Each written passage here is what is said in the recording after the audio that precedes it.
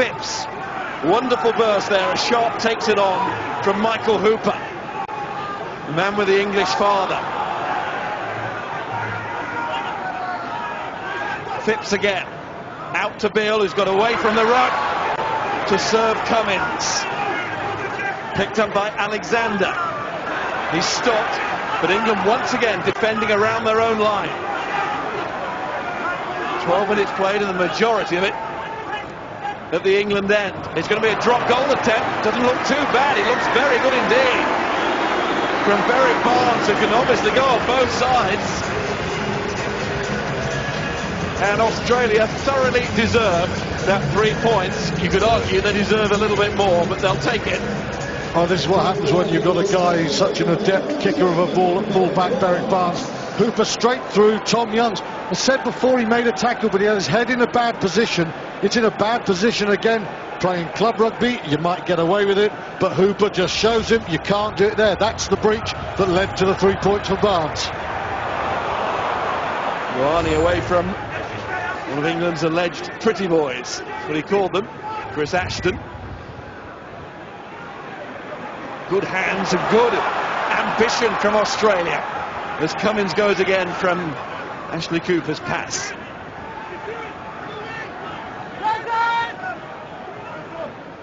Phipps, and at the moment England just can't get hold of the ball. Tapuai, that's in behind. It's all about the bounce here, and it's an awkward one for Ashton. Of course, he got a little shove to make sure he couldn't get back on his feet quickly. There goes Parling.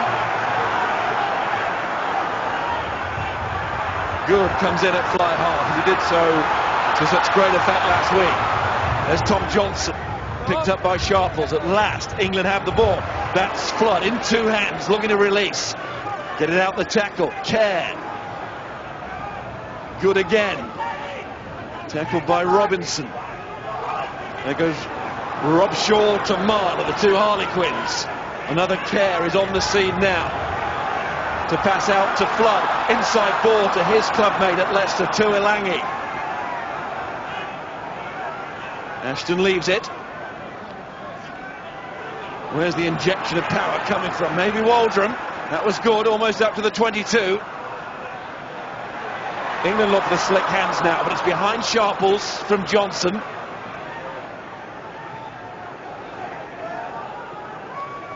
And Marler goes digging for it.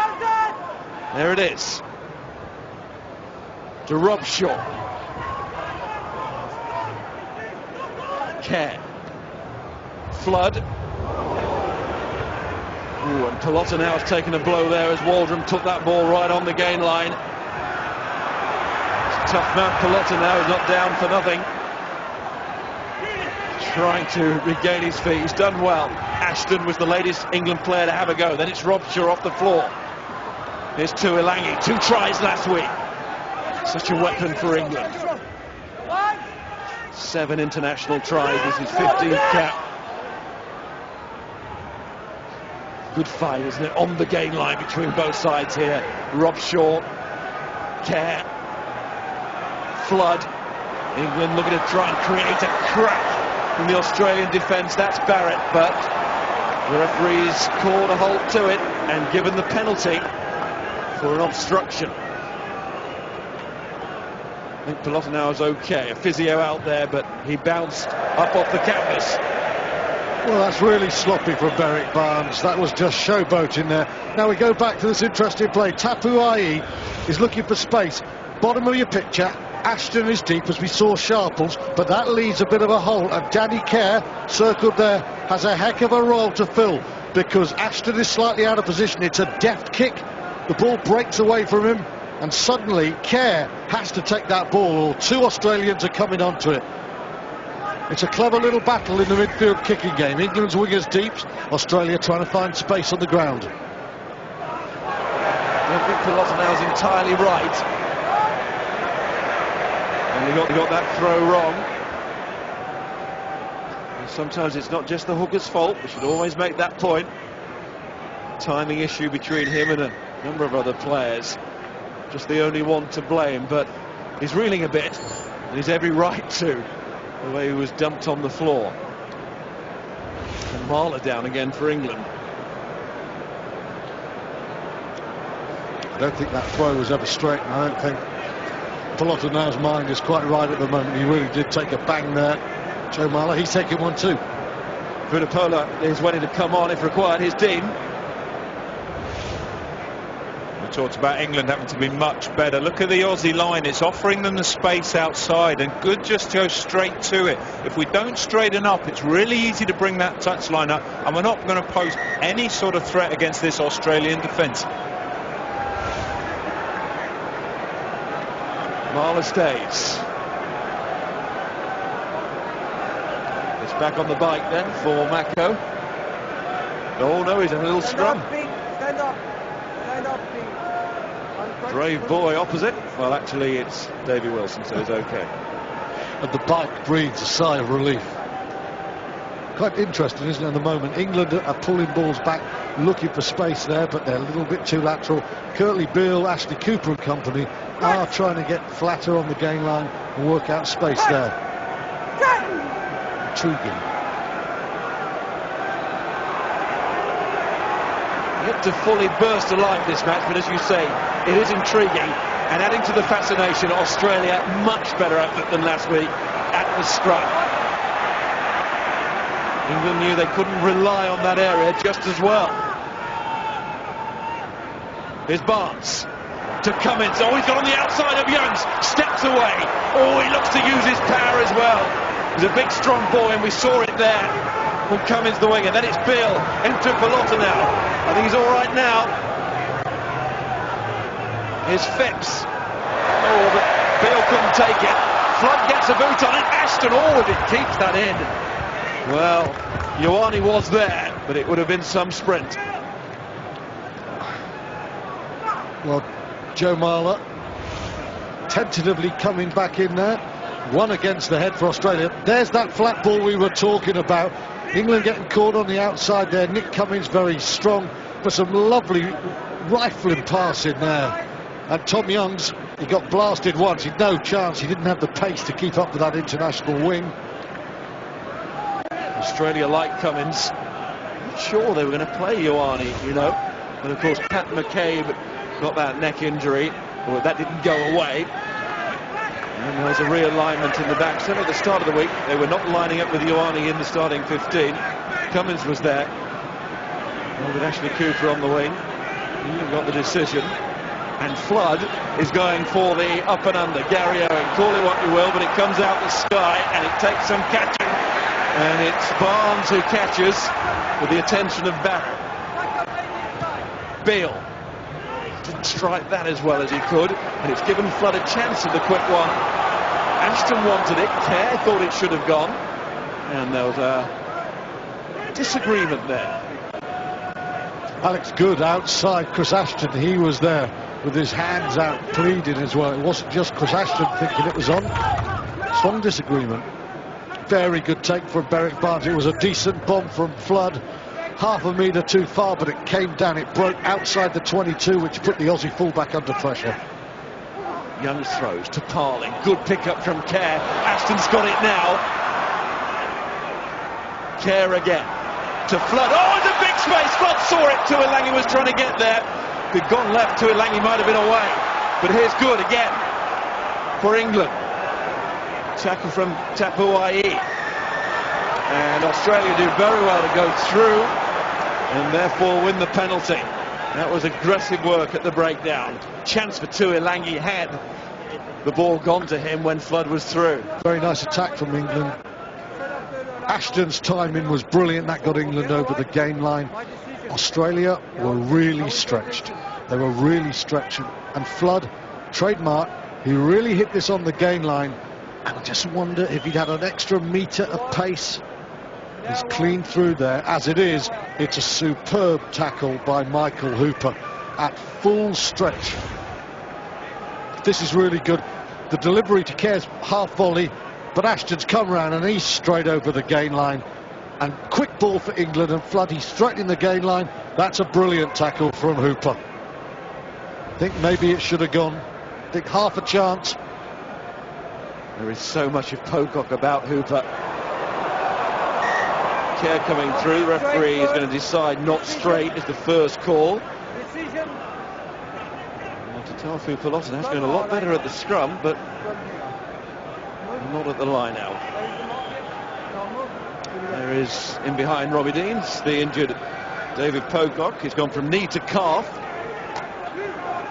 Out since the first game of the Rugby Championship, and there's his replacement.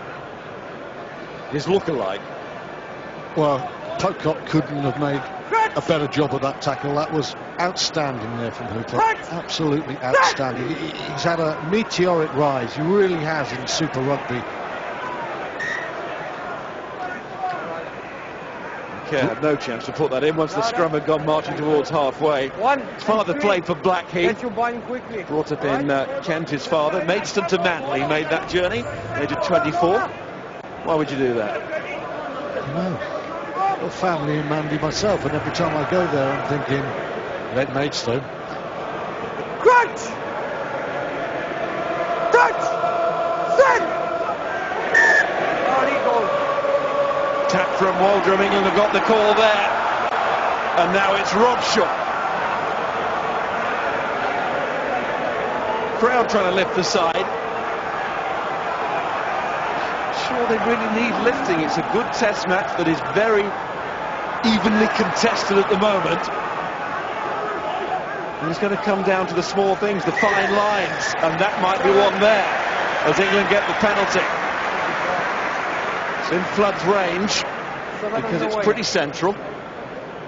And again, Toby Flood, he's never afraid to threaten the gain line, is he? He's always seen if he can just get a foot in the door and open it. Stuart Lancaster knows his fly half isn't a flyer, but he's got a really quick brain and he's got good feet. He's threatening Australia in midfield. This is good play. This is why Waldron is picked. Carried a lot last week, not always to great quality, but that was very good. Quick ball for Daniel Kerr.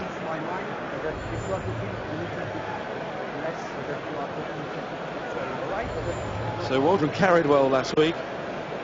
Well, he carried lack of often, control on one or two occasions. I think that was a commonly identified issue that he would be looking to address. Early days in his international career, just his fourth cap, which transports his club form into international rugby. He'll be fine. Here's Flood. I said it was within his range. It's going to be very tight. A nod between the assistants. It was tight, but Flood was on the right side of that line. And England back in front, courtesy of that man. Well, he's developing into a high-class international goalkeeper. 7 out of 8 against Fiji. And with the pressure on, that's 2 very good penalties he's put over against Australia. Neither easy. Ashton, that's not forward by Ioane, is good.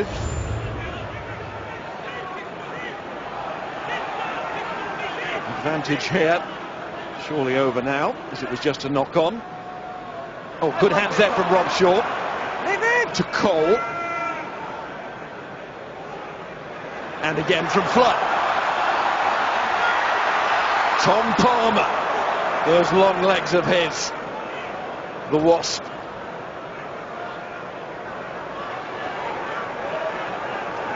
Robshaw. And Flood. There is a bit of space over the head of Phipps. And Flood has found it. After Palmer's moved from a wasp to a spider, he covered the ground well and England took advantage. Best sequence of play by England so far. Robshaw with his Harlequins hands there, superb. Toby Flood gets involved, lovely hands there. Tom Palmer probes, see what happens, nothing's on, and then Toby Flood puts in a really intelligent kick that gains an awful lot of territory. And you can see Australia vulnerable at the line-up, so put them deep.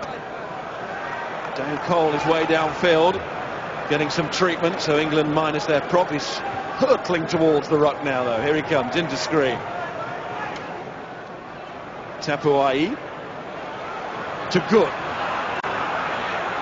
Smooth runner when he gets the chance. Sharples. Well, he's all about jinking and jiving his way through. Well played by Tuilangi. Kept that going well. Ashton, well, the ball came out. Tapuai. Phipps. Barnes. Oh, good call from Bill. Can England get across? Sharple's got a hand on it, and then bravely in goes Kerr. Good work from the England scrum half. Good spotting of the space that was available by Australia. Waldrum stopped. And Kerr. Flood. Well, that's an easy one for Barnes. He can run onto that. He's taking a catch at the Gabba with nobody around at all. And Australia get the penalty as a result. Hey, calm down, guys. You leave. You leave. Yeah, for Barnes, it was just a simple run in from third man there. England need to get closer, don't they? You and your cricketing analogies, Miles. It's November.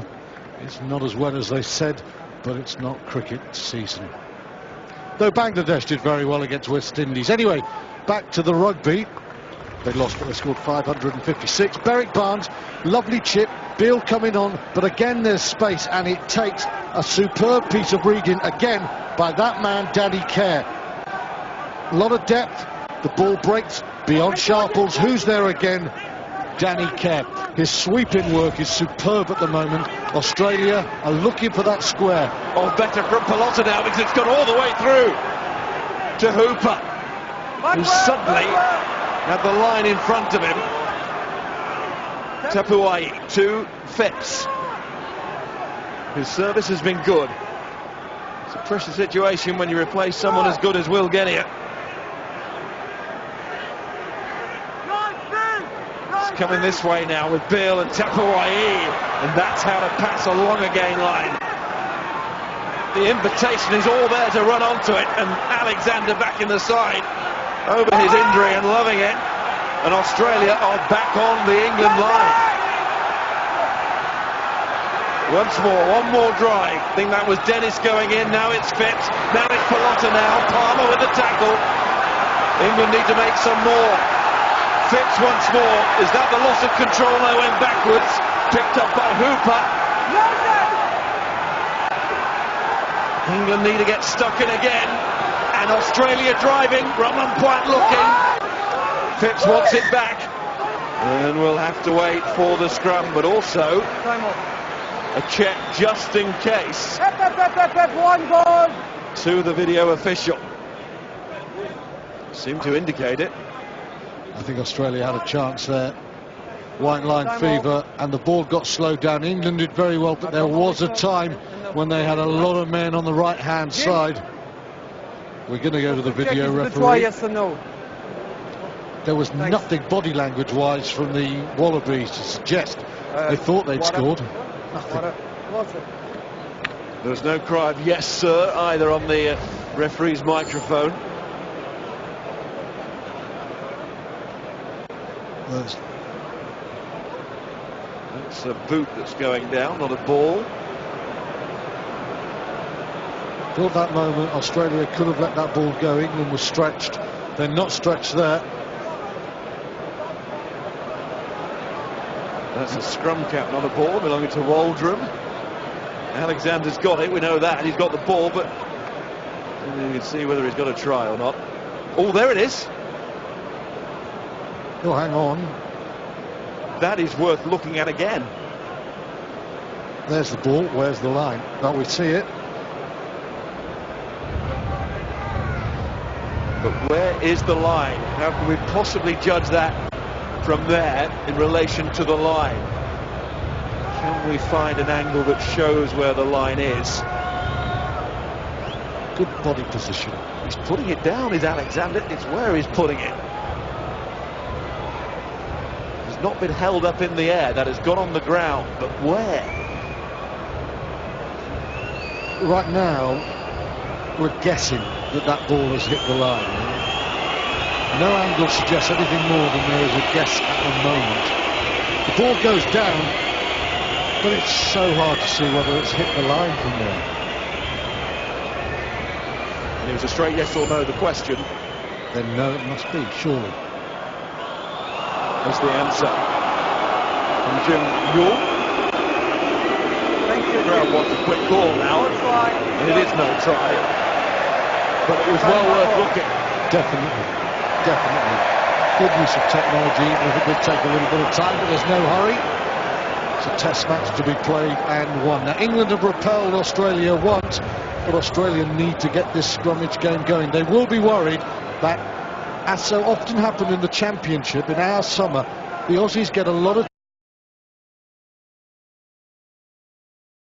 territory, they get a lot of possession, they're very patient, but they haven't had the penetration, and I thought there was a chance there. Beale is passing beautifully, but it's not quite happening outside. Penalty at the scrum underneath the post. One for Australia. 3 points. One. It's great psychological work from the Australians moments ago. They'd gone back for the conversion position. That's why you got the ironic jeers from the England supporters when the scrum was called. But now it's Australia cheering because they get the last laugh here. Well, who went down first? Well, Roman Poit was in a great position. And they reckon he knows his onions, the Frenchman at the scrum.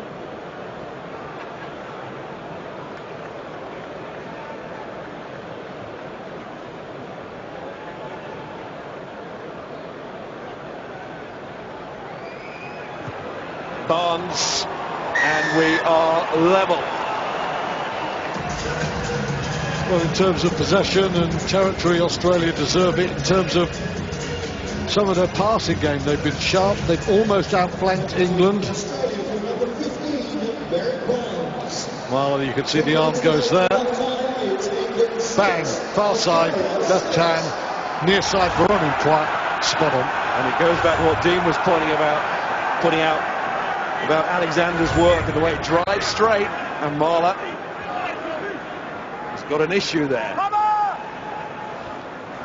This is where Corbisiero, not fully fit, could hurt England, because will England want to play Vunipola if Marler continues to struggle? And I sense that at the moment he is having a little bit of a problem with Ben Alexander. Well, England will look to hit back here. They've got an attacking scrum. Knock on. And chances have been few and far between. Clear-cut ones for Australia too. England have defended well, but when you look at the territory, the amount of time that Australia have had inside the England 22 in comparison to England, well, there's no comparison. Now, what they've done to Australia, they haven't made so many bad errors as they did in Paris, but that is a poor piece of play there, and it's given England the sort of territory that last Saturday night in Paris they were handing over to the French, and the French just stormed all over them, kicked their goals and waltzed away with the match. Half time, which you can see just over 8 minutes away, so how England would love to pounce this point of the half.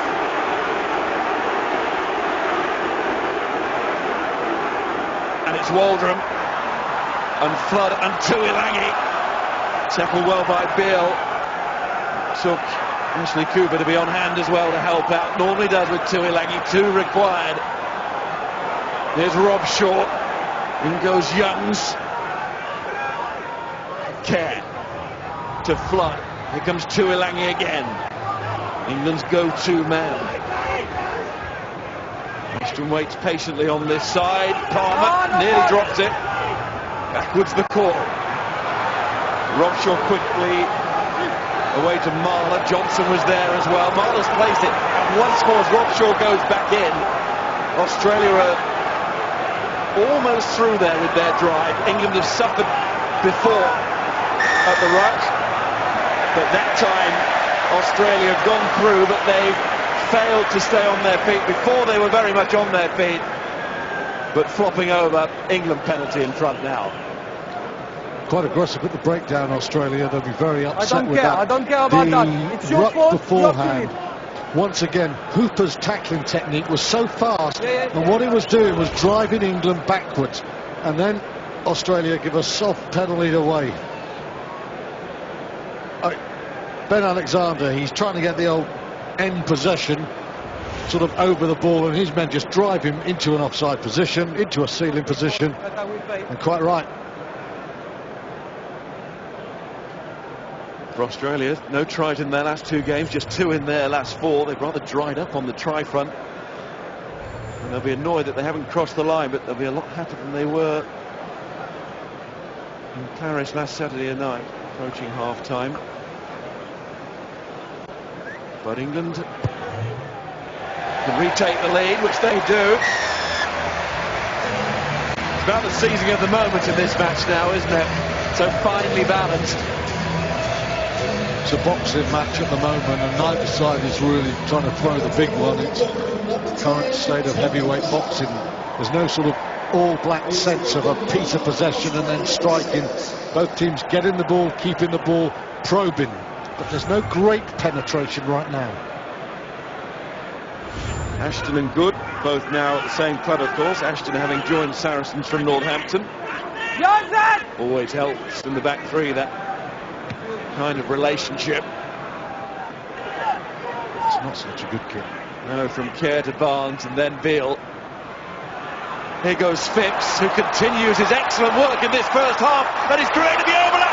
It's for Cummings. Cummings is going to score, and Australia have got that try. And that Australian rugby as we know it. Forget Paris. This is where it's happening now. A poor kick from England, brutally punished by Australia, and Cummings going over for his first international try.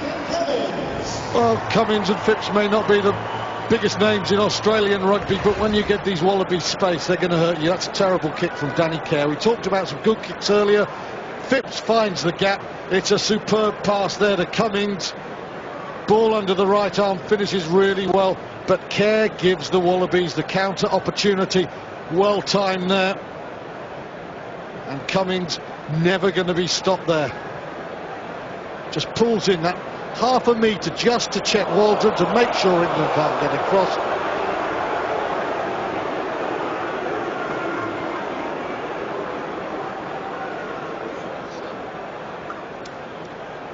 And Cummings in. 1 or 2 of those boos might have been related to that final pass. Yeah. Crowd likes a forward pass called. It's on the board. And no more than Australia deserve, looking at the whole of the half. Here's Berwick Barnes. Can he add the extra 2 points? No, he can't. Just goes across the face of the post. It's a bad score for England to concede, though. Given away the opportunity, but well taken by the Wallabies. Yeah, they're passing better. They deserve it. They haven't had great midfield penetration, but they've looked dangerous on the flanks. Danny Kerr opened the door, and the Aussies are through. And you wouldn't say they don't deserve it. Here's Flood as England try and come back. There is still time before half-time. Here's Tuilangi. Kerr. Tarling. And Cole.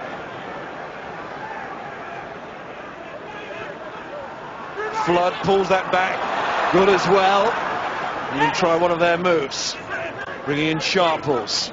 He really looked for work against Fiji. And his role on the left wing today. He was playing the majority of the second half of the left wing last week, even though he wasn't. That's a knock-on, another England mistake. And in goes Hooper again. Nearly said Pocock. He's that similar. He's quicker, Miles, you know. He's quicker. That's good work from Ioane. Just straightened it up. Then he gave the pass. Creating space. Digby Ioane. Somebody joining him in the try-scoring stakes now. Drought is over. Ashton. Tapuai. And Barnes. Well, it's good. Yes. Got to get this right. Puts everyone on side, chases it, rises, touches it. England get the bounce as well. That was Parling, did well to react. Then it's away through the half-backs and already with Barrett. 2 minutes till half-time. Kerr, Flood. Here comes Waldron. Good line. Youngs.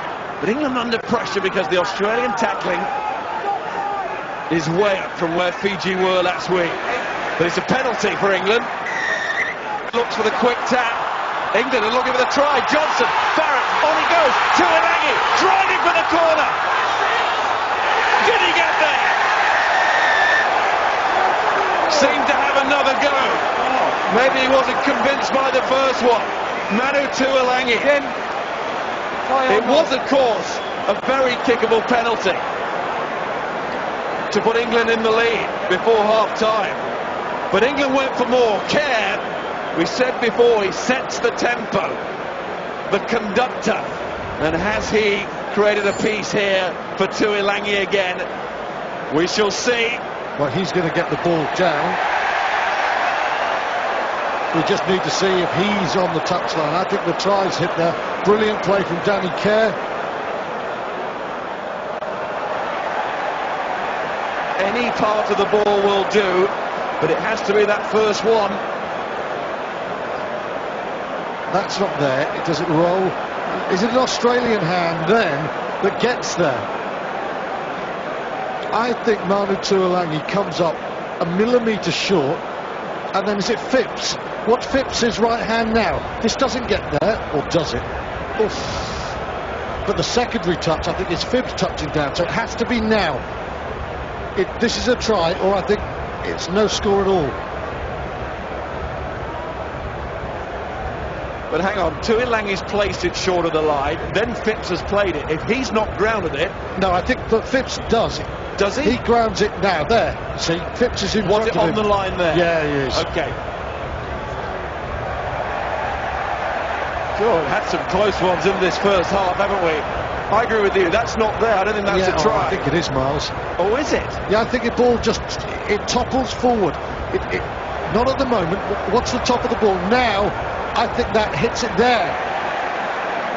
That's the moment. It's either a try there or Phipps has got there and stopped it. Any little bit of paint will do. Again, the question straight yes or no. Not any reason why I can't. So it's over to Mr. TMO. Yes. I may award the try, correct? It's a try!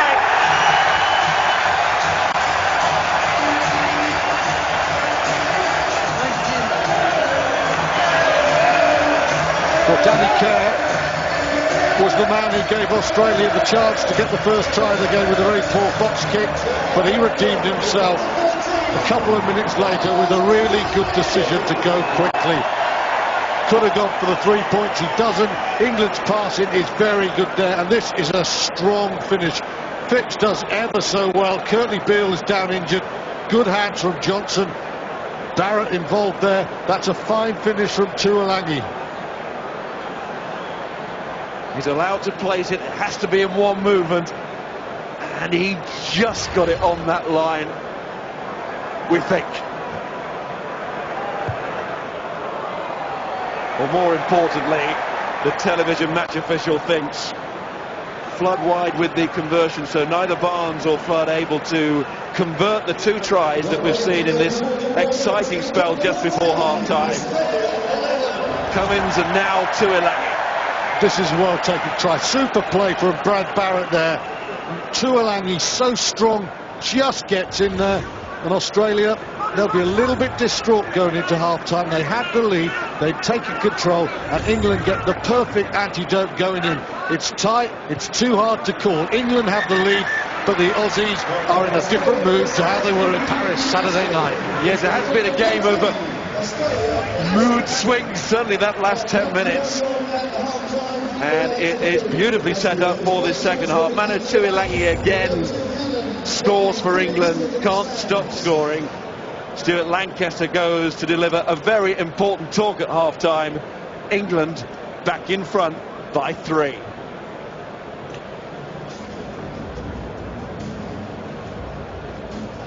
Yeah, cagey for 35 minutes, and then the game erupted into life. Cummins for Australia, and they perhaps have had the better of the first 40, but Tuilagi for England, and they are back in front. It's been tight and it's been edgy, and did you expect it to be anything else?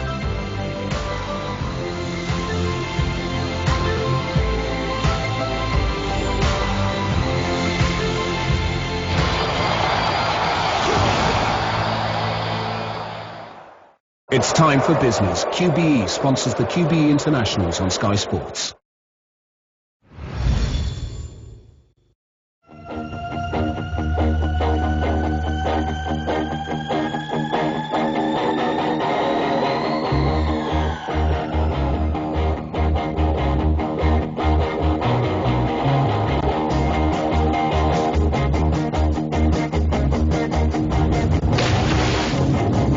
No pillars, no barriers. The new Ford MECZ. Life is an open door.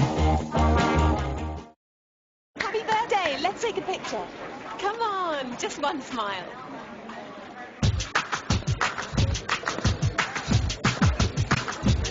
You say I do, I say can't stop. You say we do, I say I. You say we kiss, I say me, ha. We do, we do. Come on in, make yourself at home. Samsung Galaxy Note 2. Be creative.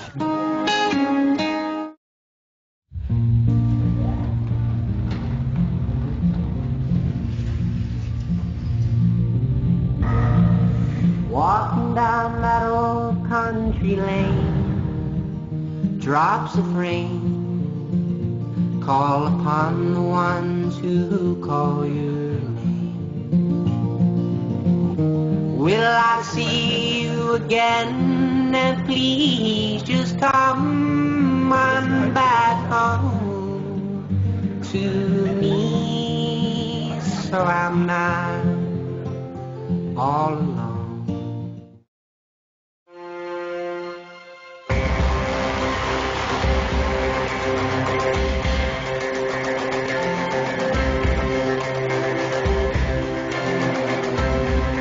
The London 2012 Olympic Games on DVD and Blu-ray, the perfect gift this Christmas. For the atmosphere, for the respect, for the pride, for the passion. Don't miss your chance to be at the Aviva Premiership Rugby Final at Twickenham. Be part of it. Get money back with William Hill Mobile. Money back on correct score bets if the game ends 0-0. Money back on 5 or more team accuracy if you miss by 1 result. And money back on first goal scorer bets if your player scores second. Download the app, get online. William Hill, the home of betting. Booking tickets in advance on a trainline.com could save you a heap of cash! Be sensible. Save with the trainline.com. We're the people with a smile on the box. We're the reinventors of normal.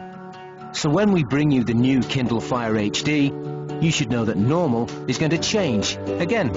With a stunning HD screen, HD camera, dual speaker Dolby sound, and access to 22 million songs, apps, games, movies, books and more. Hey normal, take that. The new Kindle Fire HD. We like to think economic growth is a given. That there might be bumps along the road, but pretty soon we'll be back on track. But what if that doesn't happen? Japan's economy crashed, crippling its banks, leaving millions in debt. 20 years on, it's still stagnating. It's up to the government to make sure the UK economy doesn't go the way of Japan. And as journalists, it's our job to hold them to account.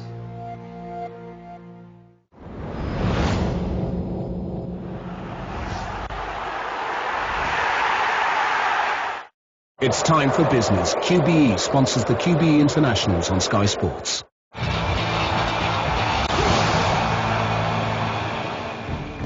England are in front against Australia at half-time. The key messages being relayed to the team. There's certainly a lot that they can improve upon, and although it won't be of any concern to them right now, it does get tougher over the next 2 weekends. The number 2 side in the world ranking, South Africa, arrive next weekend. That's a 1:30 start. Same time the following weekend for the best team in the world right now, the All Blacks. A 1:30 start on December the 1st, Sky Sports 1 HD and Sky 3D as well.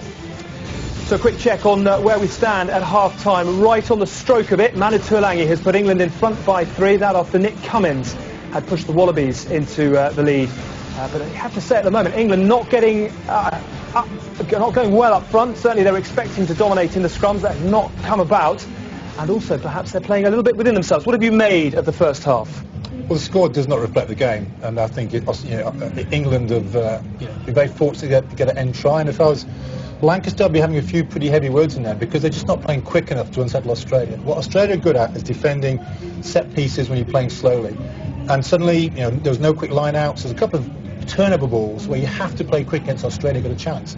But we just weren't threatening them. Then suddenly at the end, with a minute to go, once we go behind, Kerr suddenly takes the whole game into his own hands, plays quickly, and away we go, we score. So they've got to just produce more threats to the Australians. At the moment, Australia coping with England very, very easily. This is home turf. Don't wait to go behind. Yeah. Don't invite a team that are psychologically struggling on the back last week. Don't let them get in front before you think, crikey, we need to play fast. Play fast from the start. Yeah. Second half, first 5 minutes, get out there. Australia struck first. Let's have a look at the try. What have you made of their first 40 overall? Yeah, well, it's a poor kick from England here. They all know it's on. Yet you look at Barnes, who takes this straight to Beale. Beale was looking to do what his options are. He's seen that there's forwards out opposing his halfback Phipps, who makes the break without anybody close to him. And then Cummins, who I think has had a great first half, really finishes that off nicely. But have a look at the defences. 2, 3, 4, 1.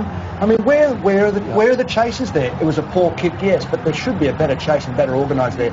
Really well read by Beale also, who saw who he was up against. Manu Tuilagi, they got England back in front. You both said take the easy 3. If you go for it, you've got to make it, haven't you? Yeah, absolutely. Well, as soon as your chap goes, as soon as you lift the tempo and start play, in behind, away go. Look at the Australians. They've got their backs to the England attackers. And then it's a bit of good foot speed. It's a really good finish with one arm. Great ball control. Well taken. Yeah, but it's almost like you were saying earlier, it's almost that they've been goaded into this situation by Australia scoring a try. They've got to create this all the time, just that pace. Alex, the mindset to me, would England have done that in the first minute? No. And that's the whole thing about this level. To get to the level England are trying to get to with their players, you've got to start to, if it's on in the first minute and you think you can score, you've got to have the mindset we're going to go for it. It doesn't work, it doesn't matter, because over 18 minutes you will get there. But at the moment, if you look at that, look at the turnovers, the line-outs, where we've gone a lot quicker and take some risks and some quick line-outs, then you're going to, you're going to cause some problems for the people you're playing against. At the moment, we just haven't caused any problems at all for Australia, apart from that one time at the end where we scored. Yeah. And it's just quite frustrating watching how England are playing at the moment. And they are having a few problems up front as well. Let's get down to Dean on the front line.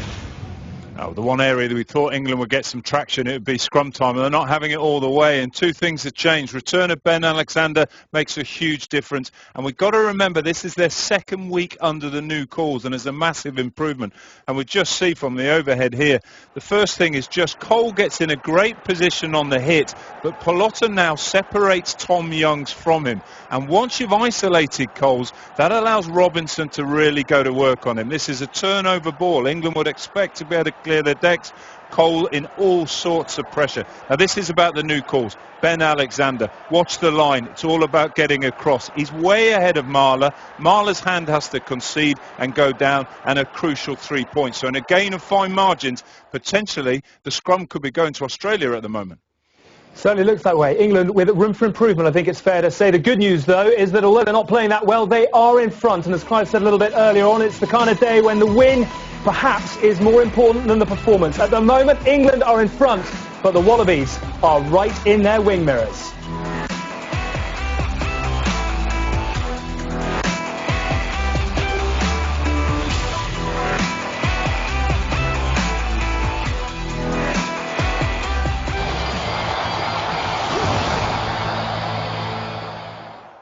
It's time for business. QBE sponsors the QBE Internationals on Sky Sports.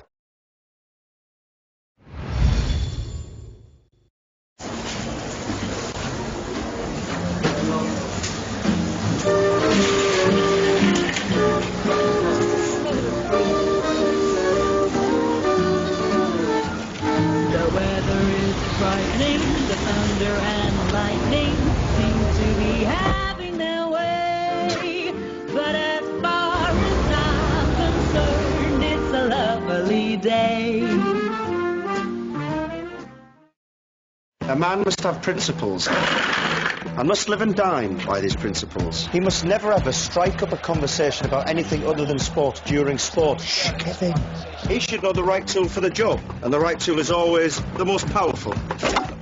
And he must never eat a bacon sandwich without the big, bold flavour of HP sauce. Makes a sandwich a manwich. Yes. HP, a source of manliness.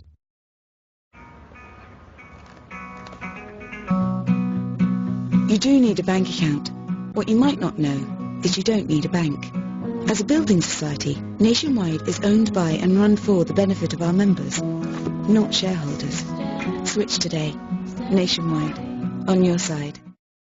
Cool as a tree, as scary as the sea, as warm as the sun, as silly as fun, as hot as fire, cold as ice, sweet as sugar, and everything nice. We are you wanna be. I wanna be. It's everything at once.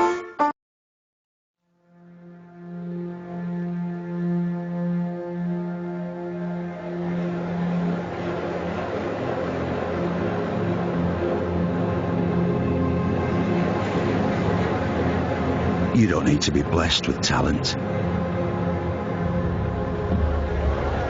Go to the same gym.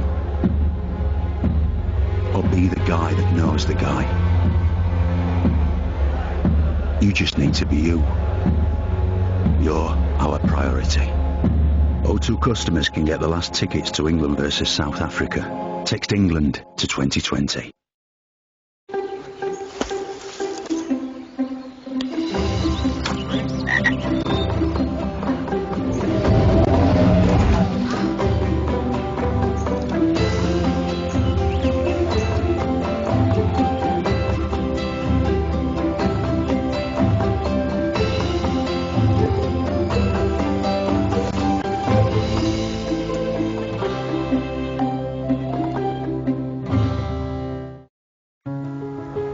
The further you go up the climb, the air's getting thinner and thinner, and all you want to do is just pull the plug, and you can't. How would you describe Bradley? Which Bradley? Bradley the cyclist or Bradley the husband? We're making history here, come on. Kids from Kilburn don't win the Tour de France, you know. Bradley Wiggins, A Year in Yellow, Wednesday at 10, new and exclusive to Sky Atlantic HD.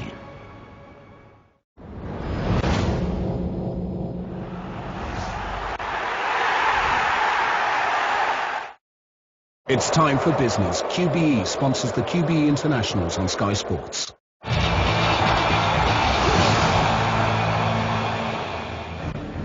Twickenham is tapping into the spirit of London 2012 this afternoon, which of course Sir Clyde knows all about. A number of Olympians and Paralympians being acknowledged for what was a superb summer of sport. Nicola Adams is here, Hannah Kotkoff, David Weir as well, who won 4 golds at the Paralympics. And they have had a great reception. Let's hope they inspire this England team in the second half as well. They are ahead at the break, but Australia have been digging results out all season from situations like these. 14-11 with the second half just a few moments away. We'll hand you back to your commentators in 3D, Dowie Morris and Mark Robson, and here on Sky Sports 1 HD, Stuart Barnes and Miles Harrison.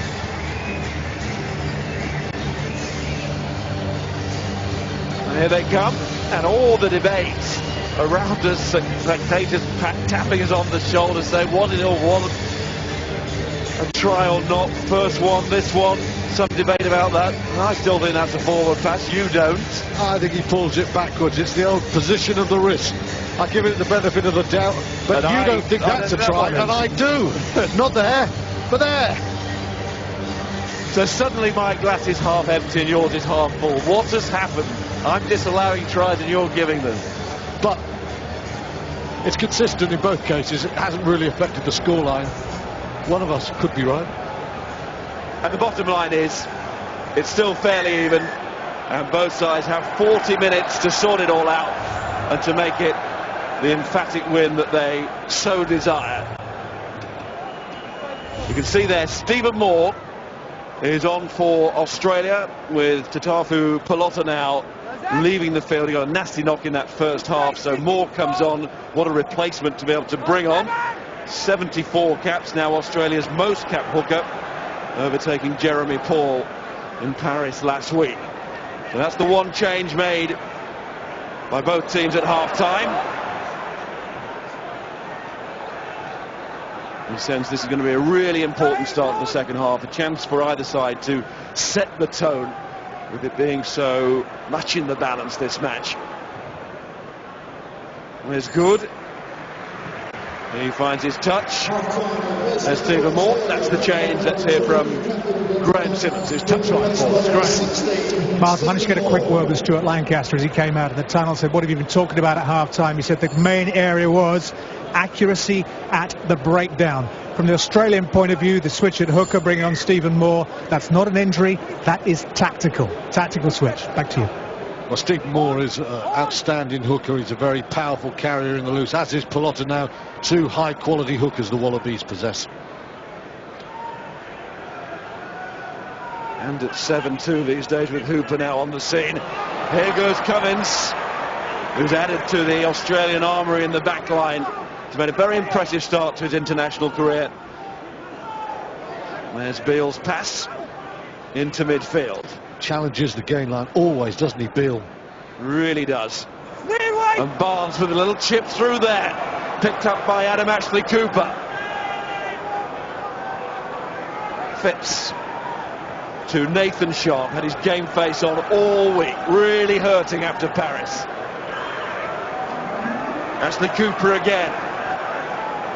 And once more it's Australia getting into their stride first. Hooper, good carry.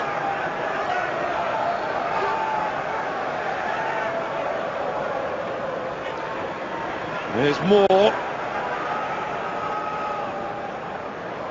Phipps. It went backwards again, according to Rowan Poit. Wycliffe Parlew, and a couple of those this afternoon, but he's been right on top of it to see it go backwards, and he's holding out an arm as well, as Australia have advantage here with Ioane.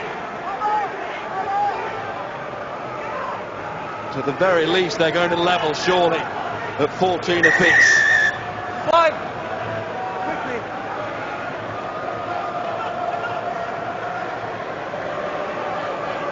Nice balance of play there from the Aussies. As we've seen through the Rugby Championship, they like to keep the ball, but Derek Barnes, very clever little chip just to get behind England.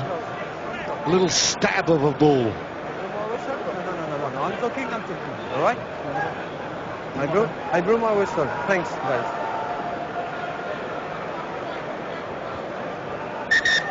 Five not go out. On the line, Ping. Really nice from Barnes. Good hands, also good kicking. That was left to right, and a minute or so later, Barnes involved. Beale, and there's the stab ball. It's a clever kick. Just making England think twice if they're going to defend very flat and attack that gain line. Barnes and Beale, as they did in the first half, will turn them with an array of clever kicks. Closing in on 100 points for the year, Berwick Barnes. Nearly there with that kick. It is 14 each. Australia with the first score of the second half. Robbie Deans alongside Tony McGowan, you can see there, the former Munster coach. Now the coaching staff with the Wallabies. Now, can England regain a kick? They've not done so far, but that's a beauty from Flood. Almost.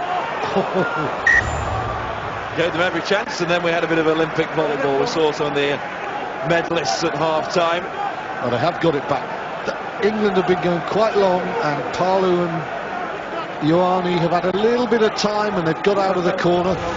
Much better kick from Toby Flood. Gives his chasers every opportunity. 12 metres or so. Tremendous work from England there. And that's a good kick from Toby Flood. Talk of all these rankings this autumn, of course, with the World Cup draw coming. Not quite sure how important it is. We've had that debate before, but Australia could conceivably slip out of the top 4 this weekend. Results go against them. But back level now. And here's Tuilangi. And Tom Johnson caught by Sharp. But Johnson set it back well. Then it's Kerr. Might be a little bit of space here. Oh, Rob Shaw not his best past that. Didn't really give Barrett a chance. But it's knocked on as England tried to get it going again, the shape of Sharples. Graham was talking about his brief word with Stuart Lancaster and the talk of accuracy. Not great from the captain. It's a shocker, and it's just stopped Barrett and it's stopped Sharples in their tracks. It's a simple ball, it's a lack of concentration. We've seen Robshaw give the deftest of passes in midfield when there's man and ball on him, but that was just sloppy, and it enabled Australia to turn it over. It's much better than that. It is, of course, a rare mistake from the England skipper, who's been captain in all bar one of his 10 internationals now. Start of the day with 9. You'd have thought he had 49, the way he's taken to international rugby.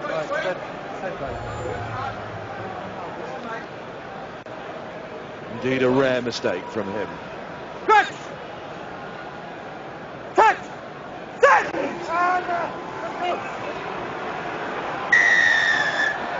Another penalty for the Wallabies at the scrum against Marler on this side.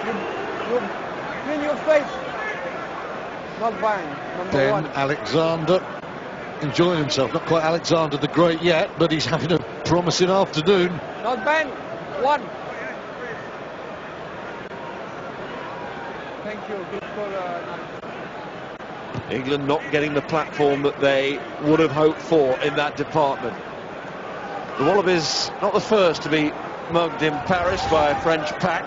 No, I mean, French pack was superb. Absolutely fantastic on the night. They were inspired, and there you can see, not for the first time, Marler's left arm is going as the pressure comes on. Technically, the Aussies are nicking this scrum battle at the moment. Think of the Rugby Championship. The Australian side was strong at the scrum, and there's another chip in behind England, and loving it is Hooper and Tapuai to run onto that kind of ball. Little ball there. Top pass from Beale to Adam Ashley Cooper. Here's Phipps, whose break led to that try for Cummins.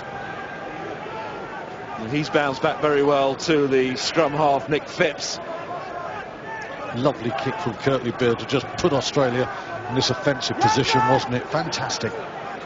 There's no doubt Timani's reintroduction to the engine room has helped at the scrum as well. Here's Beale again. Out wide it goes to Berwick Barnes. He's got Cummins, who will look to show his power against England's fullback Good, and Flood is across as well. But here come Australia once more. Picked by Alexander. On through the middle of England there. Another advantage. It's a penalty for Sharp's team. Takes the ball down. Then it's Tapuai. Cummins, he's got the height to really stretch. If he can get some power going from there. Ball is knocked on, but it will be a penalty.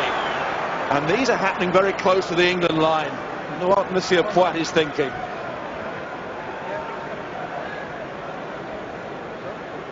Two decisions in the scrum against one there, other one for him. Warning for Joe Marler there. Warning for England as well. You know, a few of us were talking in the television compound before the game, and we're saying that matches aren't always won. Twice in the scrum, 1 here.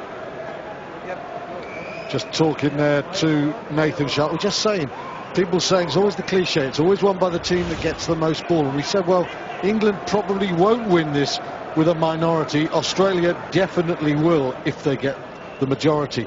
And they're starting to take a little bit of control. That is sublime from Beale, and it's pretty good from Hooper and Tapuai. Really good. But if England lose this set-piece battle, the odds are very much against them here at Twickenham. Australia become clear favourites. Odds on Barnes getting this. Overwhelming odds. And there it goes, through the posts as we go to Dean Ryan on the front line. Curly Beale has picked up where Danny Care is defending. Steady stream of line-out ball, but watch Care is going off the tail. And once he does that, they know there's space in behind. The little chip is just highlighting the fact there's no sweeper. England making changes here. Johnson's gone off, Tom Johnson, and another Tom is on Tom Wood. And Marler's got the call as well. So England not hanging around for too long in this second half. Seen enough, Marler goes, and Mako Vunipola comes on to win his second cap. Had a run out last week against Fiji as a replacement. And the Saracens prop is on Twickenham turf once more. Taken by Tapuai, but he got the ball inside. Well, that's a tough afternoon for Joe Marler today, it really was. Beale gave away 3 penalties, Joe Marler. Wood's kick is left it to the others, but it's his opposite number, Barnes, who comes up with the catch. And then it's away by Moore from the base. Beale, who scored 2 tries here in 2010, but ended on the losing side. At the day of Chris Ashton's try, of course. Can England conjure something special here? Got half an hour. Australia behind at half-time, in front now. Hands good again from Berwick Barnes. Tapuai. Oh, that's a really good carry. And Sharple's got back because Cummins was threatening again. Great run from Ben Tapuai. There's a definite sense that as Pocock, Robbie Deans and co look on, that Australia sent victory here. Running lovely decoys. Berwick Barnes is really starting to make things tick as a second receiver there.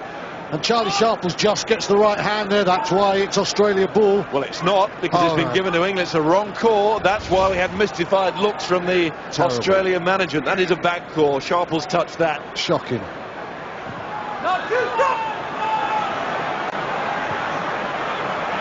But Australia won't dwell on it. They're starting to enjoy themselves here. And Barnes very much part of it. In goes Parling. He's knocked on. But Australia will want to play on. They're looking fluid.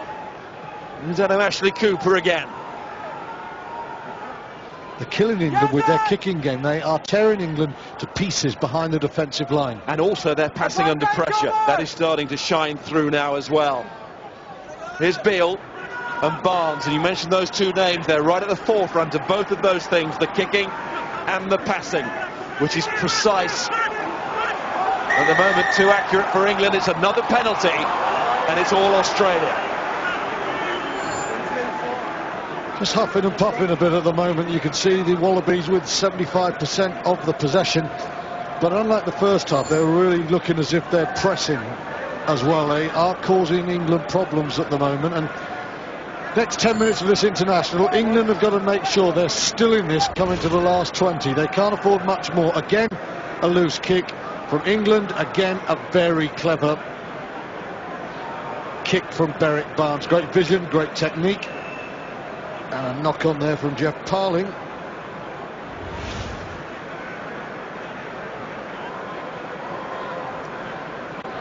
And those feelings of restlessness now around us in the stands here at Twickenham. Well, we knew if Australia turned up at their best, a team that drew with the Wallabies, the team that beat the Springboks at home, England would have to play very well to win. And this is a much better Aus team, a different one to the one that played in Paris. And right now, England have got to find something we haven't seen. 18-all it was against New Zealand. That a recent memory, and Australia again showing what they've got. There's a lot riding on this tour for them. It didn't show last week, but it's showing this week all right. England 14, Australia 20. On comes Joe Launchbury, another one of England's hopefuls. Replaces Tom Palmer, his was colleague. Barnes kicks away from the restart. Flood says no to Alex Good, because Barnes had followed up very well indeed. Very versatile player, Berwick Barnes. He's playing a big game at fullback. He's kicking his goals. He's marshalling defensive well. His hands are good. He and Beale have really combined well. Last week we talked about Flood and Good. this is sort of a stage on from where England are, where they'd like to go. 2 tries you saw there on his Test match debut in 07. Of course, in 07 in Marseille, he had a shocker in that World Cup quarter-final. You just wondered whether international rugby was for him, but he's approaching 50 caps. He'll get to that mark on this tour, Berwick Barnes, if he stays fit. And he's running the show along with Bill. On the line, And he's past that 100 for the year now. And Ingo, Australia again, counter-rucking superbly. And then it's Tamani, and then it's Cummins, who looks so eager to get his hands on the ball and show that power of his. England first encountered him midweek on that 2010 tour. Up from Flood. A little bit of a hidden hope about that, but it's made into something by Launchbury. Can England now launch themselves? Tuilagi might have been a man. He gave the try to his side on the stroke of half-time, and the lead with it. Vunipola. Care. And Robshaw's passing good that time, so too Flood. Now it's Barrett. Here comes Parley. Good offload to Robshaw, who's carrying against Tamani, and carrying well inside the Australian 22. This is Kerr onto Waldron. Much better this from England. Best passage of play from them, including the try in the match so far. Vunipola again. Kerr, out it goes. Is there an extra man? England trying to create it. It's Ashton going for the line. Just short, and the flag is up. Oof, much better from the home side. Tremendous rugby. Impact, substitution, quality all over the paddock. It started with Stephen Moore turning over for the Aussies, and then England brought in their super subs. Launchbury with a high ball take was absolutely superb. Eye on the ball. It was a bit aimless from Toby Flood. It's a brilliant take. And then also coming off the bench, Mako Vunipola, who splintered the Wallabies. It gave England a real bit of power there. I think Dave Dennis knows who Mako Vunipola is now. He's being led from the field injured. He took a full-on hit there. Liam Gill is coming on. Ashton almost doing a Tuilagi stretch. Not quite, but England have woken up. Yeah, substitutes really gave life to England there. Great defence by Australia. Gill on, very much an out-and-out open side, so Australia now are playing with 2 sevens. Their line out, not quite as good. They'll be good on the floor. Can England get into Nathan Sharp, Stephen Moore and co here? Moore goes to Sharp. Little hesitation on the pass there from Phipps as he gave the ball to Gill. And England pile in. I don't think Gill expected that ball flat. England was sensing something. Phipps quicker that time than he had to be as Bill gets it away. But now the heat will rise because England will throw. Tom Wood was very close to Curtly Beale. Came down very hard on the Aussie fly half's right foot there. It's a decent clearance, but big pressure coming from the Northampton back rower. Don't think Gill really expected this, but keep an eye out for Wood now. I think it's Wood, number 20. We're not going to see it live. England take the ball and look for the drive. Crowd don't care how the try comes, they just want one. It's to Flood. Oh, Ashton had come off the wing, ball is loose. Kerr tries to control with the boot, but the referee's taking them back anyway. Some pulling down, so England are getting a penalty. On the line. Goes to Mr. Sharp, and it's not Sharp pulls, it's Kerr. Razor sharp in these situations, just in case Australia weren't ready. They were. It's another catch and drive. It's not about razor sharp at the moment. It's not about Sharples. It's about the bludgeon. England's line out. Because Australia pulled it down, because it sacked it, England know that the options defensively are being cut. And with Nathan Sharp bleeding, he will not want to come off at this stage. Stop it, Blau. That's fine. Dave Dennis already in the blood bin. As you say, Australia won't want to lose either their captain or their line-out presence here. Big phase of the game, Australia with a 6-point lead that they've worked so hard to get in this second half. But England driving again. Need to keep it moving here. Tom Wood has got it. Round comes Vunipola. And Waldron now the call of use it. Kerr must get it and does, and then the hand comes in. But the referee's going to give the penalty for the offside. Now Robshaw straight away says post, thanks very much, and Mr. Razor Sharp Danny Kerr will have to blunt himself again. I think England were looking for a yellow card for Ben Robinson there. The rotund loose head prop was the man who just came in from the side on Danny Kerr, and England wanted a card. They also want to try. Comes into blindside now. Convinced that Robshaw pointed the post there, but maybe it was just another gesticulation from the England captain. Danny Kerr wants to go, getting ready, getting ready. Watch out for number 1. There you go, left hand out.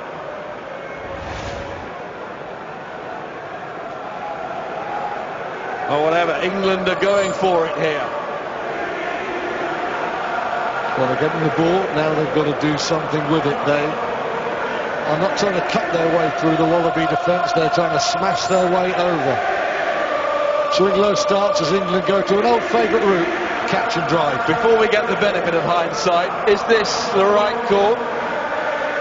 Yeah, I think it is. The fact that they're giving penalties away and England have got a drive on. Go for it.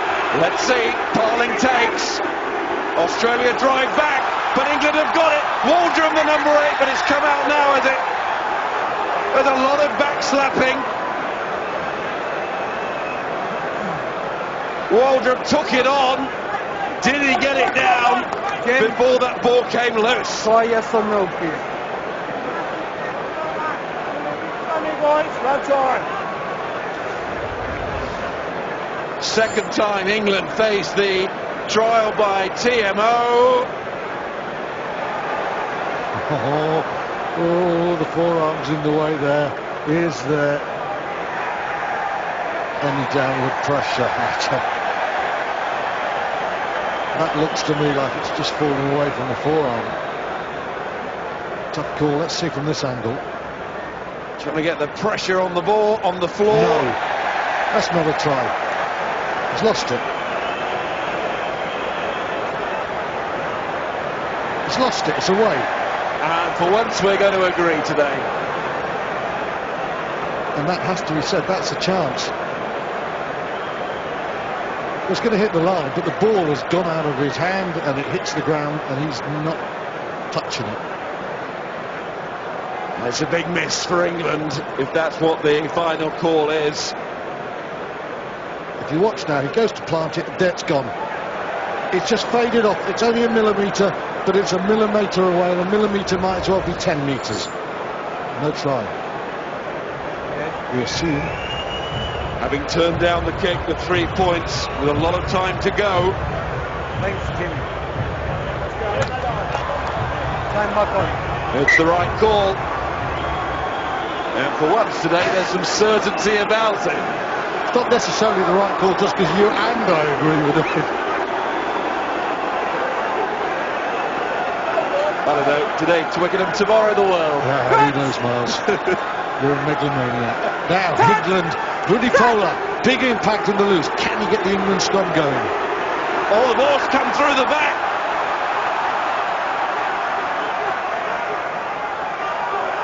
Phipps. And Bill under pressure again. England haven't gone away just because Waldron didn't get that down. It's not the bounce that Ashton wanted. This impeccable service going high in the air, but it did sit down eventually, and England do come again. With Tuilagi, he's going to have to play for 2 or 3 here. It was just him and Sharples.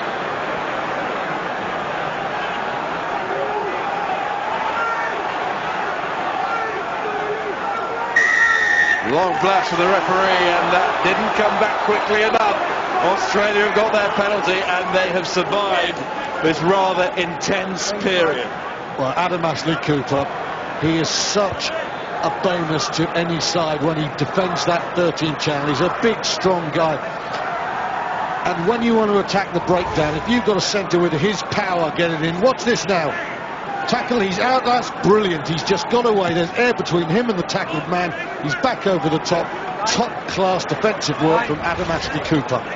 If you remember, he was man of the match here a few years ago when he scored a fine try in the corner. Great defensive work there. Right, England 2 more changes. You see there, Danny Kerr goes. And Ben Youngs is on, join his brother. And Mike Brown is out there as well. And he's got left wing like he did last week. Charlie Sharples goes off and James Slipper is on for Australia. There he is, curly hair. And Ben Robinson goes off. Bit of a knock in training on Tuesday when I saw Robinson. He was feeling that knee. Maybe just feeling the pace as well. And a lot of work to do in this hour, but still plenty to do in the 20 minutes that remain. Here's Brown.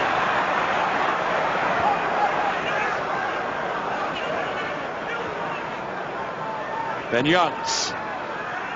Rob Shaw the link, and then it goes wide from Flood. It's been called forward to Ashton. Well, that ain't going to go down well because there's an awful lot of people in this ground thought that Phipps's pass to Cummings was forward for the try, and I think just about the same number of people in the crowd thought that wasn't forward. Okay, play the power game, because I love you. I know you love to do so. No, if I'm going to say the Phipps pass isn't forward, it's backwards hands, I'm going to say exactly the same there. Left hand, oh, I don't know, no. Benefit of hindsight, I'm right, it's a forward pass. I think it is. I think the left hand rolls forward there. And you know what it shows? Just how difficult it is out there for the officials. England driving through at the scrum. Now that hasn't happened like that all game. And it had to be a penalty if nothing came from it. And when Waldron went down to the floor, the Twickenham crowd delighted with that. That's exactly what England needed. They're going to be smarting from coming away with no points from that 5-minute piece of concerted pressure. They needed something to give them a psychological lift. And the big lift is Ben Alexander. Alexander, the not so great that time, getting driven up and out. Astronaut moment there as Vunipola and Coles get to work. Now from Launchbury, Ben Youngs to Toby Flood, the Leicester halfback combination reunited. Here goes Barrett, looks for his club colleague Alice Good from Saracens, and those two going well there, combining really well. In comes Ben Youngs. There's much more pace and zip about England here, the game that they wanted to play. Flood again, Youngs can't take it, it's gone forward. And Barnes kicks away, advantage called over. There's a long way back for Alex Good. Who's first there again? Barnes. The Good gets away. Mike Brown might have to use his left boot here. Didn't get the chance because the chase was good.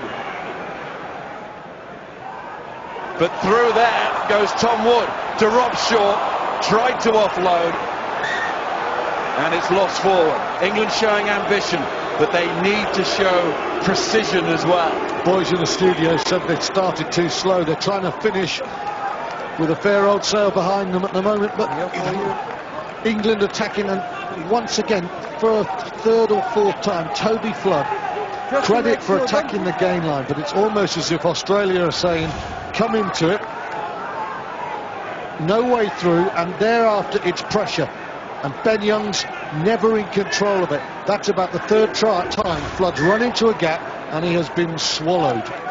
He's either got to get even flatter to get the offload away to someone like Barrett or to Alangi, or he's got to use somebody else because he doesn't have that extra metre of pace that someone like Freddie Burns, for example, has in that situation. And up front, Vunipola made a difference here. We'll try and get Alexander the Great, as you keep referring to the Australian prop, put him on horseback again, because if that happens here, England will start to have the platform. But no, Australia come back because of hands in the scrum.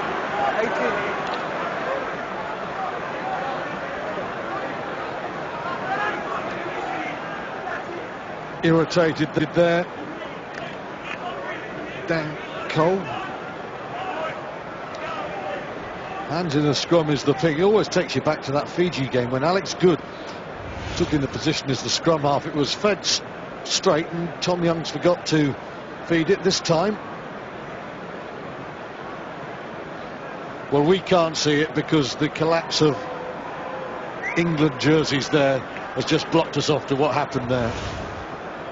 Here's a big kick, a really big kick, given the current gap and what the gap might be if this goes over from Barnes. Would it leave England too much to do? No. On the balance of the last 5 minutes, people like Launchbury and Vunipola are really lifting England. They've got finishers there. 15 minutes in Test match rugby is plenty of time for 9 points. It gives Australia a cushion, but it does not close the door on England. And this is still Cold Day, long-range kick. Barnes looking for 2-point territory here, and it's underneath the bar. We think. Can check this.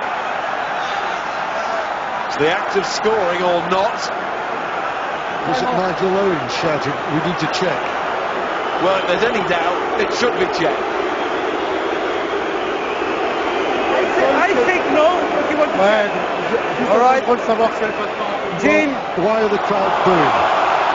The is clock it a stopped. penalty It's kick? not time Yes or wasting. no? I just want to make sure they've got the right decision. And the right decision is short.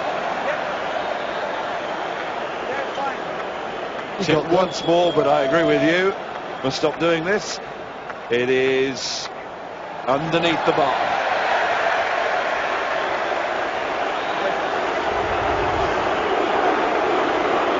All right. Thank you. Why the booing? Let's go. Dave Dennis back on for Australia. That wasn't a great No, but the boos weren't for him.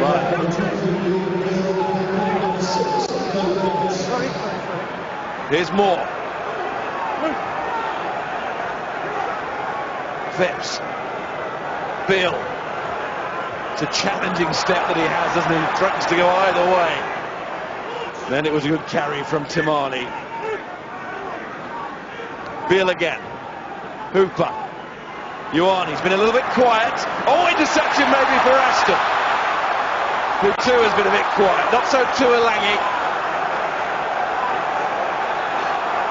Youngs. Here's Flood, trying to set it up. Kagudu does well there in a tight space. The captain, Rob Shaw, upended. Ben Youngs to Waldron, who so nearly scored. Parling. Good carry from him now. Launchbury. Youngs was looking to get a few of the big men out the way to find the man that had the best line. It was Launchbury. He's looking for that gate, isn't he? Just on the fringes, because Australia are very wide. And that bit of depth, and we see it again, the player coming onto it at pace.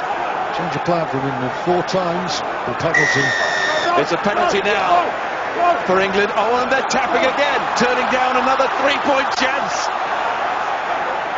It's brave. Is it foolish? Here's Flood to Vunipola, to Rob Shaw.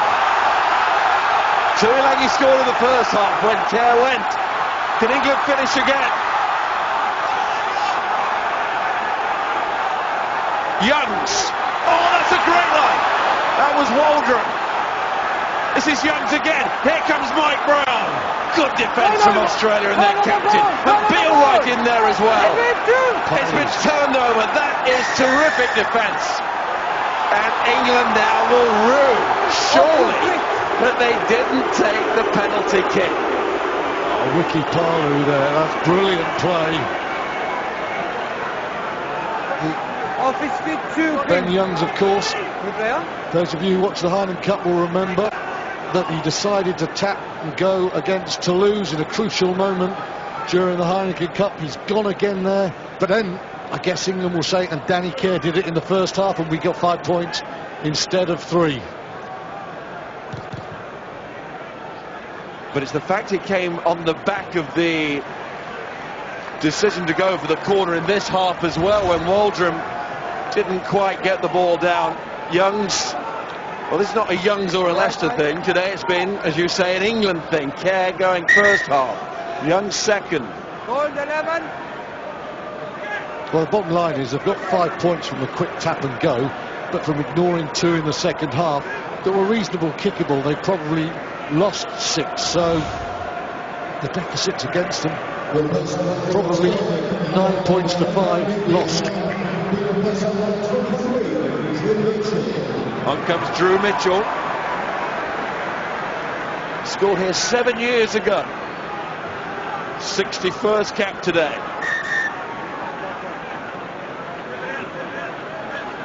Digby Ioane goes off. He's just come back from injury, knee problem. Of course, a couple of years ago, Mitchell was fullback and sprawling when Ashton went away to score, not say a winning score, but part of England's victory tally that day. Can England find a winning score here? 10 minutes left. And here's Parling again. He's getting through a lot of work in this second half. He's hit hard there, low and high, by replacements Moore and Slipper. Dan Cole.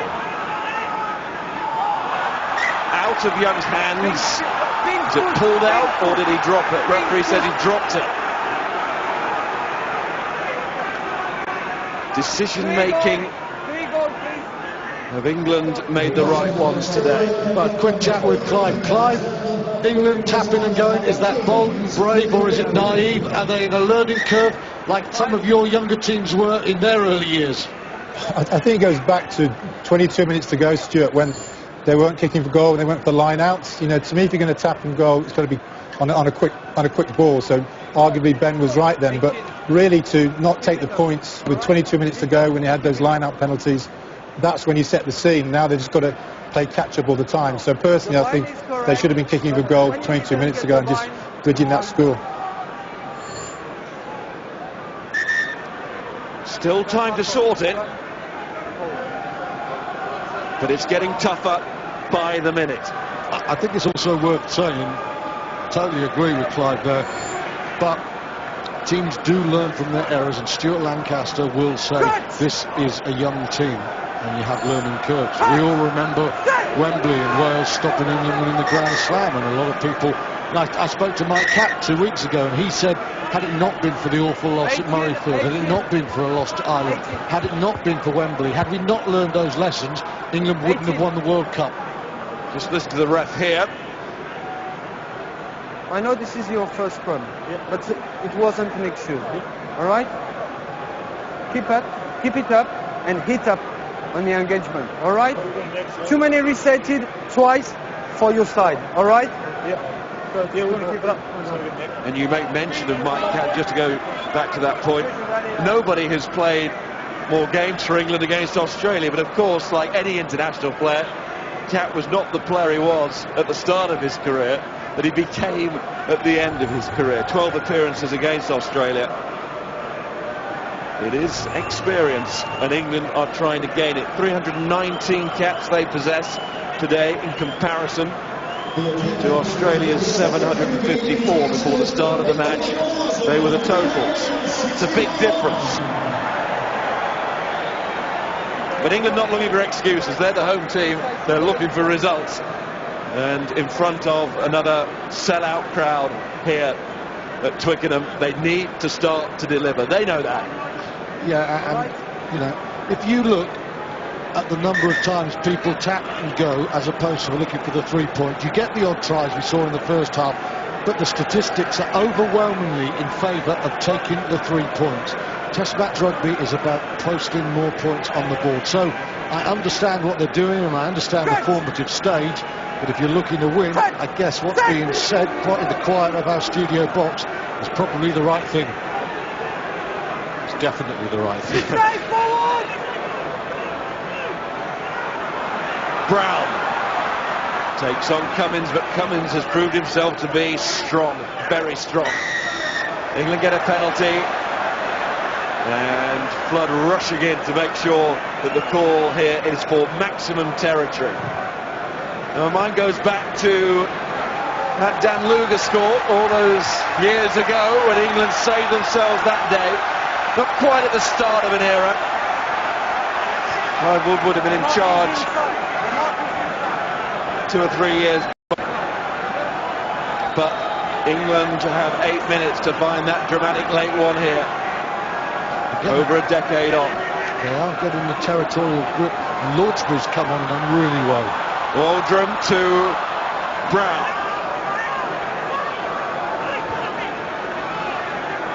Youngs. No doubt that England fancy themselves now to score a try.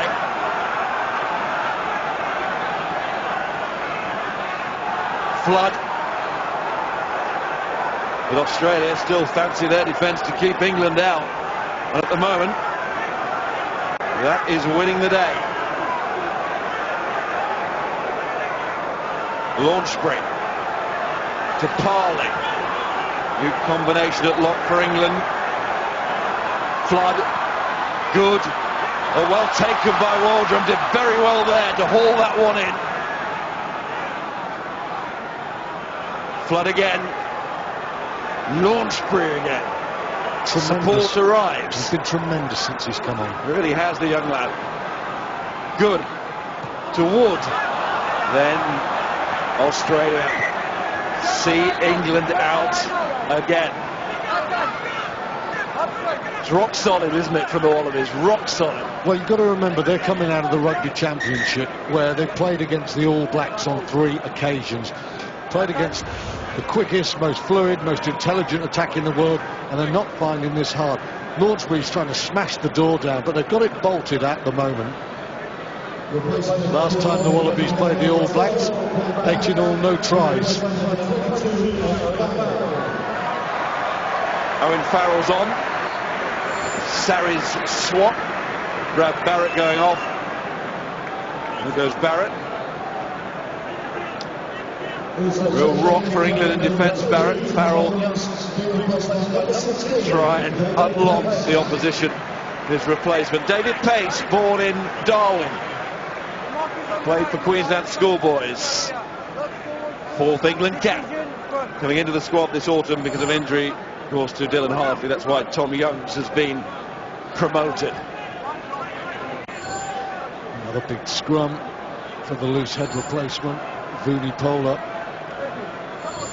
So important now for England to find the means to disrupt the Australians.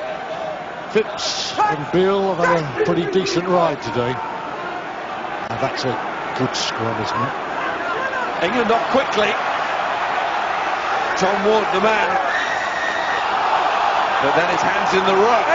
That's hands in the scrum, now in the ruck, and these penalties hurting England to the core. They are not going to win this match if these penalties keep occurring. Just has the aura of being a little bit panicky there. I think Tom Wood has come on and he's looked much sharper than I've seen him at any stage this season, in any stage since his injury. England conceding penalties, putting Australia under pressure, and this is a good scrum. Look at Wood there on the side, he's out really quickly, almost too quickly, but then the defensive work, Thomas Waldron off his feet, rolling the ball back, and that was Australia under pressure, and they've been let off the hook there.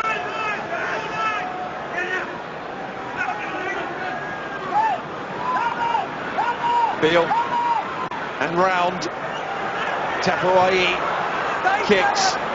Not a bad option considering Australia want territory here, but he went straight to good. Now it's Brown. Brown's going after this. Now was he blocked? Referee is going to give it, and the penalty is from where the ball landed. And my first thought on that is, if England had gone for goal earlier, what a difference this penalty could have made. But they didn't. They'd be going for this for the goal to win the match. Had the others got over. Yeah. Now they're going for the try and conversion to win the match. Brown, no doubt he was looking for this, but he saw the space. I think had that been an Australian who fell in those circumstances, 82,000 people would be livid there.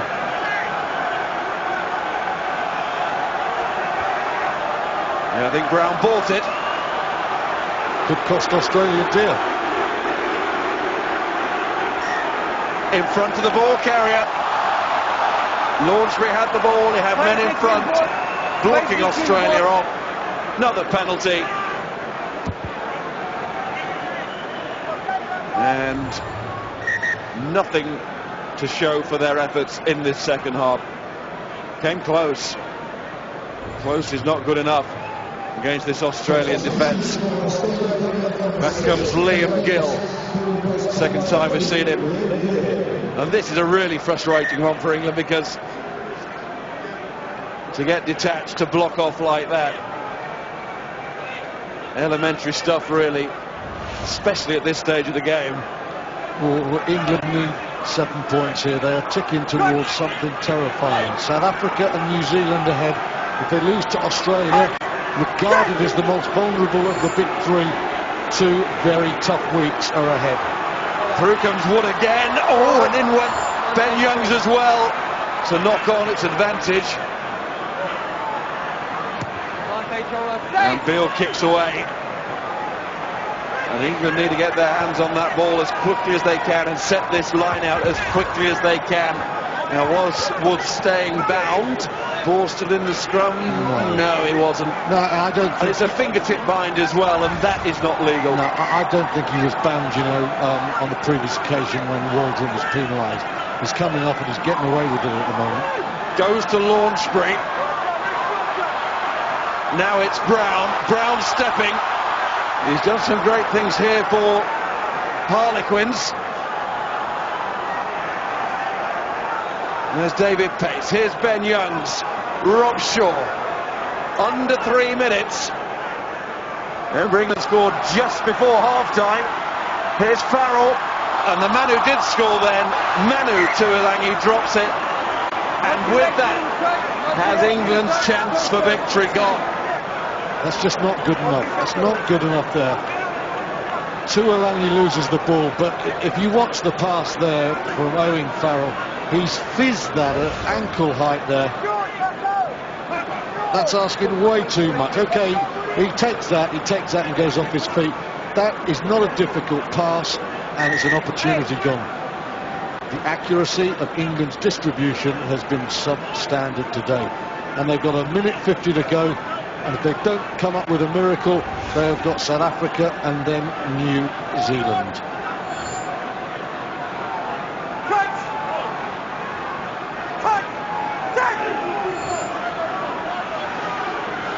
The boot of Berwick Barnes has done enough in this second half, it seems. If Australia keep this ball, what a run indeed from Cummins. Australia's try scorer. Then it's Beale. Phipps. Moore. England need to rock in with those tackles again and dislodge that ball, because Australia want to play keep ball here to get their hands back on the Cook Cup.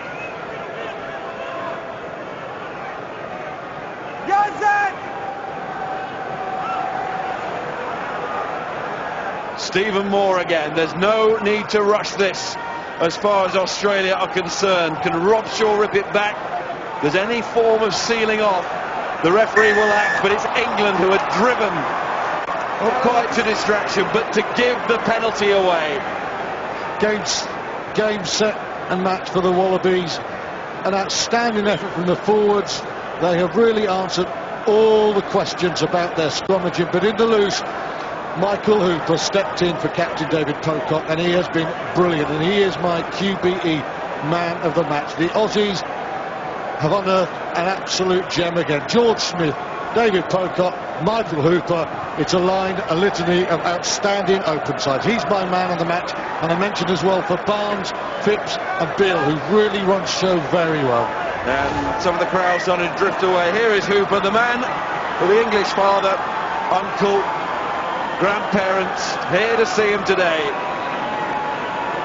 And what a performance from the open side, what boots to fill and how well he is filling them, and what options, what depth Australia have in this department. And now they have the ball for the final play. It should go straight out. In Paris a week ago, the Wallabies looked as if they had lost their way. Well, they have found their way again here at Twickenham today. That's 3 and 4 here now. They have got the Cook Cup back. Stuart Lancaster tastes defeat here with South Africa and New Zealand still to come.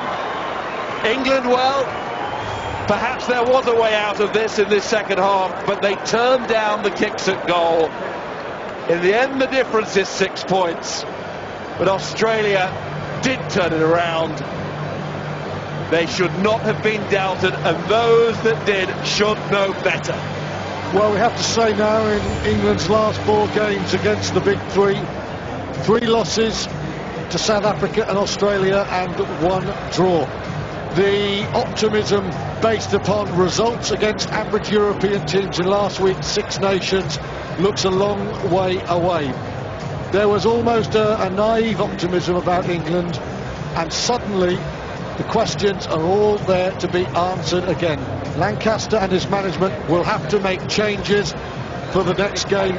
People like Launchbury, I think, will have to start. Don't be afraid of South Africa. Take them on. But England can't win just by scrummaging. They've learned a lesson today. It's a bitter one. Australia, well, they are the better team. And England, it's another bad day for the Northern Hemisphere. Wales last night, England today. Things aren't going well for the North. And England and Stuart Lancaster and captain Chris Robshaw calling for their side to play for all 4 quarters this autumn in every match, not drift in and out of games like they did in South Africa, like they did again today. There were moments when they were pretty hot, but even then Australia managed to keep them out. And it was a performance from Australia, as predicted by those who have watched Australian sporting sides over the years, full of character. They were hurt so deeply last week. It was so bad. It had to be so good today from Australia. Yeah, and not just character, intelligence as well. Their kick-in strategy was much better. As in South Africa, the Southern Hemisphere opponents have played England off the park in terms of how they moved them around the field. Tactically, very clever, Australia.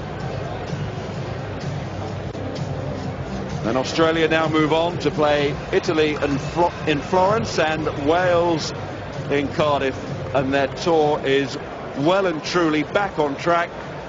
They are the winners of the Cook Cup, and we should hear from them first. I've just seen Nathan Sharp and man of the match Michael Hooper move over towards Graham. There will be some smiling faces to go along with their game faces that have been on all week. Graham. Boys, many congratulations on a great win. To what extent, Nathan, was the win today a product of the loss last week? Oh, look, you'll never have a clear indication of that, but we spoke about character and resolve this week, and that's something we certainly proved tonight. I thought the effort from the men in gold and all was outstanding. Sharp with the ball in hand. You look fantastic without it as well. The defence, which says a lot for the character you were just mentioning, but was defence the key for you today? Yeah, it was, without a doubt. You know, there were times there where we had a great amount of attack. We didn't probably get the result we wanted to in terms of scoring points. But what won us the game was that period. I think probably 20 to 30 minutes, or maybe 20 or 30 to 40 minutes on our try line. Plenty of turnovers down there, some good set piece possession, and that won the Test match at the end of the day. And our scrum was outstanding tonight. That eye looks terrible. Does it hurt as much as it looks as though it hurts? Yeah, I'll have to check it out. It's lucky I don't have many looks to wreck, I think. You still look gorgeous, don't worry about it. Michael Hooper, congratulations, you were the man of the match today. Stepping in for David Pocock. You look like David Pocock. You play like David Pocock. Oh, mate, he's been good to me over the last few weeks. He's helped me out a lot and getting used to international rugby. But first and foremost, it's great playing with this team, and it's a great way to bounce back. That's from Maidstone, isn't he? Is he going to be talking to you by the end of this game? Oh, mate, he's an Australian citizen now. I think his family... Gone from Mason, he's English, OK? Yeah, no. I think his whole family was supporting green and gold tonight, so it was good. Did him proud, did your whole family proud, did your country proud. Jonathan Parrott from QBE is here. QBE man of the match, well done, Michael Hooper. Michael, well played, you absolutely outplayed us in Serbia. Thank you. Cheers. Michael, well played. Nathan? Excellent. Good boy. Excellent.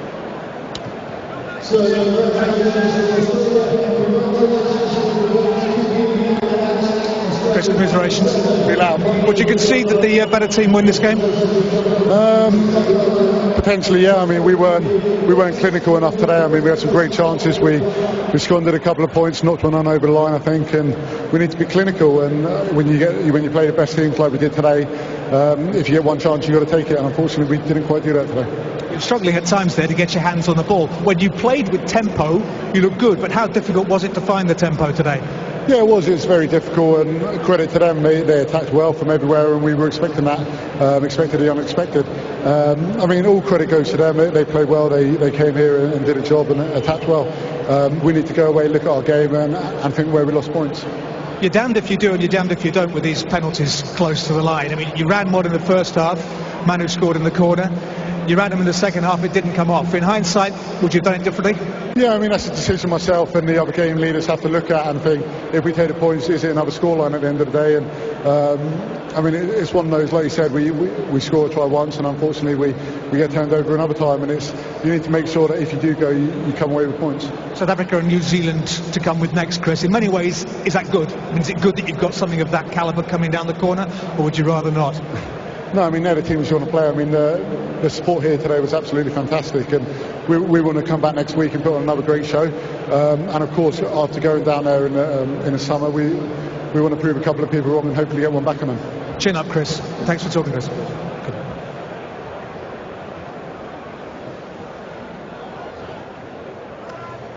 Yeah, it's a big week now for Chris Robshaw and for England as well. South Africa, the visitors next weekend. They have beaten Scotland this afternoon. Their tails will be up. Sir Clive Woodward, your initial thoughts on what we've seen from England this afternoon? It's really very disappointing. I have to say, I think the game was lost in the first half. Yeah, I think Australia scored a try, but it's the way we played in the first half. It was really disappointing. We didn't take the game to the Australians. You know, Palotto now had a really poor game and was rightly substituted at half-time, but we had all the possession in the first half and line-outs. But we just didn't capitalise on it from the first turn-up. It's the way we played. We scored a try in the end, which is the right call. There'll be a lot of talk about, do you keep goal, do you not keep goal? There's no right or wrong answer. It's as you see it at the time, and clearly he was right to do that. But from England's point of view, very, very disappointing. Big week now for Stuart Lancashire and the captain, because they've really got to kind of regroup now. But make no bones about it, this is a big setback today for England. Certainly is. Michael, we'll hear from you in a moment, but let's hand back to Stuart and Miles for the presentation of the Cook Cup.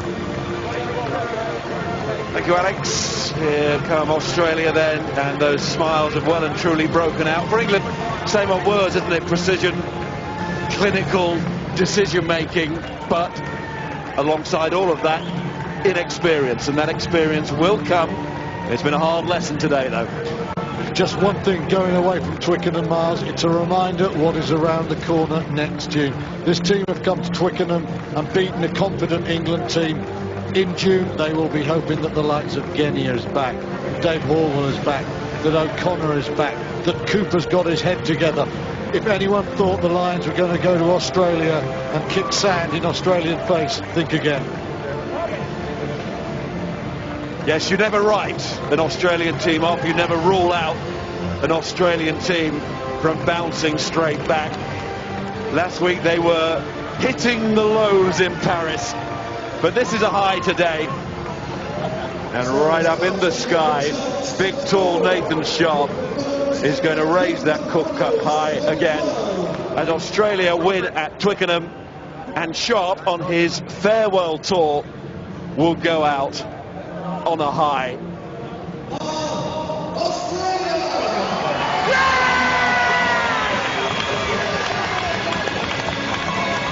Australia 2012 Cook Cup winners.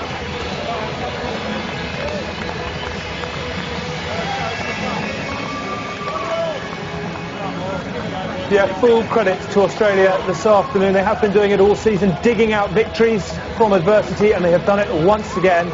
Michael Liner, how significant a victory is that for you this afternoon, for your boys? Very significant. They've been under a lot of pressure, the boys, and they've stood up very well. Nathan Sharp, great leadership.